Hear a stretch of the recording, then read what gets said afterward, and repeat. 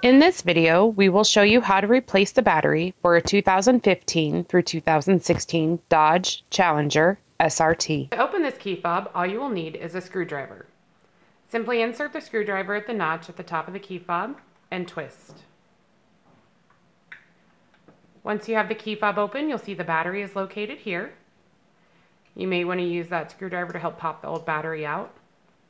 The battery used in this key fob is a CR2032. Once you have the old battery out, to replace it, simply slide the new battery back into place. With this key fob, it is plus side down. Once you have the new battery back in place, simply snap the key fob back together, and you're done.